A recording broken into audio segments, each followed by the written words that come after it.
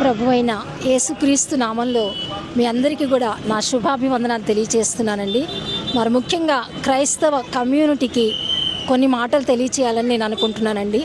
యేసుక్రీస్తు ప్రభు ఈ లోకానికి శరీరధారిగా వచ్చి ఆయన తండ్రి చిత్తాన్ని నెరవేర్చి ఆయన తండ్రి అప్పగించిన పనంతా కూడా చేసి ఆయన ప్రథమ ఫలముగా లేపబడి పరలోకానికి ఆరోహణమయ్యారు.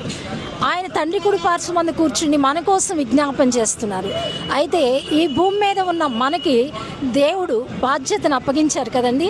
సర్వ సృష్టికి వెళ్ళి సర్వ సృష్టికి కూడా సువార్త ప్రకటించండి, సమస్త జనులను కూడా శిష్యులుగా చేయమని చెప్పేసి దేవుని వాక్యం మనకు తెలియపరుస్తుంది. కాబట్టి మేము ఇక్కడ ఈ రీతిగా సువార్త ప్రకటించడానికి చాలా ఇష్టపడి ప్రకటిస్తూ ఉన్నామండి.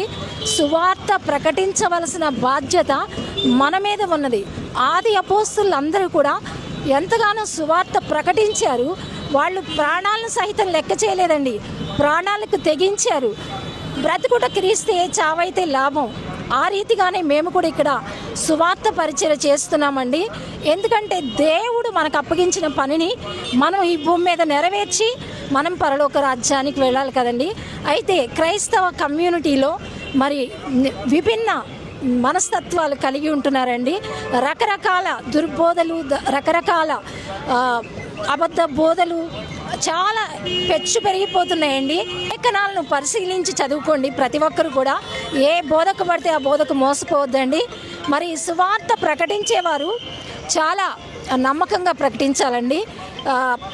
ఎందుకంటే సువార్త ప్రకటించేవారు ఏమాత్రం భయపడకుండా ప్రకటించాలండి. మనం వివేకం కలిగి మాటలు ప్రజలకు తెలియపరచాలండి. జ్ఞానం కలిగి పాముల వలె వివేకం కలిగి పావురం వలె నిష్కపటంగా ఉండి మనం ప్రజలకు సువార్త అందించాలండి.